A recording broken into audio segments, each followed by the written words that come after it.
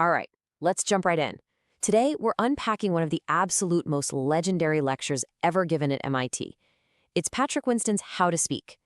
And look, this isn't just your standard public speaking 101. It's about building a presentation armamentarium, basically a hardcore toolkit of specific heuristics and strategies designed to make sure your ideas are never, ever ignored. So Winston actually kicked things off with this incredibly powerful quote. The gist is, sending anyone out into the professional world without the ability to communicate is literally like sending a soldier into battle without a weapon. So here's my immediate empowerment promise to you. By the end of this explainer, you are going to walk away with at least one heuristic, one serious mental trick that could very well land you your next job. Now, the formula he gives for communication success is super fascinating. It's quality of communication equals knowledge plus practice plus talent. But check this out. That T for talent, it is microscopic. Winston illustrated this with a great story about seeing the Olympic gymnast Mary Lou Retton on a ski slope.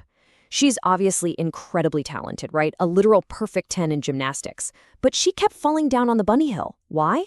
Because Winston was a way better skier. He had the knowledge and the practice. She just had inherent physical talent. The big takeaway here is that you can absolutely outpresent naturally talented speakers simply by having the right knowledge. And to give you that exact knowledge, here is our roadmap for today. Rules of engagement, engagement heuristics, tools of the trade, avoiding slide crimes, packaging ideas, and finally, how to stop. Let's get to it. Section 1. The rules of engagement. This is all about setting those crucial boundaries right out of the gate. Listen, whatever you do, do not start your talk with some flat, rehearsed joke while people are still shuffling around. Start with an empowerment promise, kind of like what we did a minute ago, and set very strict boundaries. And honestly, the biggest boundary of all? Tell them to close the laptops. Humans literally only have one language processor. That means multitasking during a presentation is a complete myth. If somebody in your audience is scrolling an email on their laptop, they are absolutely not hearing a word you say, and worse, they act as this huge visual distraction to everyone sitting behind them. Just have them close the laptops. Moving on to Section 2, engagement heuristics. Basically, the mental tricks you need to actually keep their attention. Here is a scary thought. At any given moment, about 20% of your audience is just fogged out, right? Just totally gone. So to get them back on the bus, you've got to follow these 4 steps. Step 1, cycle the subject. Repeat your core concepts 3 times just to make sure everyone catches it. Step 2, build a fence around your idea. You want to clearly contrast your idea with someone else's so they don't get confused. Step 3, use verbal punctuation. Think of how we just read out the agenda. It gives people a solid landmark to re-engage. And Step 4, ask the audience a question. But here is the catch when you ask that question. You have to embrace the number 7. 7 agonizing, totally silent seconds. That is the standard amount of dead air you must confidently wait out after asking your audience a question. It's going to feel like an absolute eternity up there, but you have to do it to force real engagement. All right, Section 3, tools of the trade. Let's talk about the tactical use of boards, props, and slides. This right here brilliantly illustrates a massive divide in how we present. Blackboards, or whiteboards, whatever you have, are the ultimate tool for informing and teaching. Why? Well, writing on a board forces you to slow down to the exact natural speed the human brain actually absorbs new ideas. Plus, it gives your hands a target so you aren't just awkwardly shoving them in your pockets. Slides, on the other hand, they move way too fast for teaching. You should really only use slides for exposing ideas. And there's this wild concept that happens when you use physical space. It's called empathetic mirroring. Winston theorized that when a speaker uses physical props, it actually actuates mirror neurons in the audience's brains. They physically feel your actions. This is exactly why playwrights will use a slowly burning Ibsen stove to build tension, or why a physics professor releasing a heavy steel pendulum right near their face is so unforgettable. A flat image on a screen just cannot replicate that physical feeling. Section 4, avoiding slide crimes. Let's talk about the absolute worst mistakes people make when they do resort to slides. These are total presentation killers, cramming in way too many words or cluttering up the background with logos and junk. Just don't do it. And reading your slide word for word, that is a huge insult to an audience that definitely already knows how to read. Oh, and the dreaded laser pointer tennis match. When you turn your back to use a laser pointer on the screen, you completely destroy crucial eye contact with the room, and your audience ends up dizzy watching you bounce back and forth with the wall. So how do you avoid the crime of a text-heavy slide?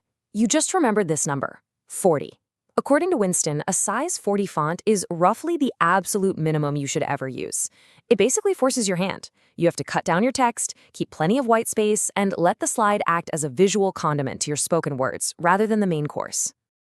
Okay, Section 5, Packaging Ideas for Recognition. Getting your ideas out there. Think of your ideas exactly like your children. You really don't want to send them out into the world wearing rags, right? You have to package them. Let's say you're doing a high-stakes job talk. You have exactly 5 minutes. That's it. 5 minutes to effectively prove your vision and show the room you've actually accomplished something real. If you haven't established both of those things by minute 5, you've already lost the room. To make sure your idea gets recognized quickly, you've got to use Winston STAR. It breaks down into 5 S's. You need a symbol, like a visual hook, a slogan, some short, catchy phrase, a surprise that actively challenges an assumption, a salient idea, which is that one concept that really sticks out, and finally, a story of how you did it. Winston used his own PhD thesis on AI to prove this perfectly. His symbol was a physical arch. His slogan was one-shot learning. The surprise was that computers could learn from just one example. The salient idea was the near miss, and his story wrapped it all up in a bow. Now, why go through all this trouble to package an idea? Well, Winston once sat next to the legendary chef Julia Child and asked her if being famous was fun. She basically replied, you get used to it. But Winston realized this profound inverse truth. You never get used to being ignored. Fame might be fleeting, sure, but putting your heart into your work only to have it completely ignored, that always hurts. Proper packaging prevents that. And finally, Section 6, How to Truly Finish. We've started, we've engaged, we've packaged, now let's nail the ending. Here is a major takeaway for you. It is time to completely rethink your final slide. Throwing up a giant slide that just says, thank you, or any questions, is squandering incredibly valuable real estate. Same goes for a massive list of collaborators. Put those folks on your first slide, not the last. The absolute perfect final slide simply says, contributions, and lists the specific things you achieved. That is what your audience is going to stare at while they ask questions and slowly pack up their bags. But that begs a pretty massive question, right? If you shouldn't put thank you on the screen, and you aren't supposed to say it out loud, how on earth do you signal that you're done? Look, saying thank you for listening is an incredibly weak move. It subtly implies that the audience only sought through your talk out of sheer politeness, like they were suffering through it. Instead of a weak thank you, hit them with the audience salute. Signal that you're finished by expressing how much you valued their time, how great their questions were, and how much you're looking forward to returning. And hey, as we wrap up this explainer, I salute you for being a focused learner who clearly values the power of a perfectly structured presentation. So the provocative thought I want to leave you with today is this. Armed with these new heuristics, how are you going to confidently salute your very next audience?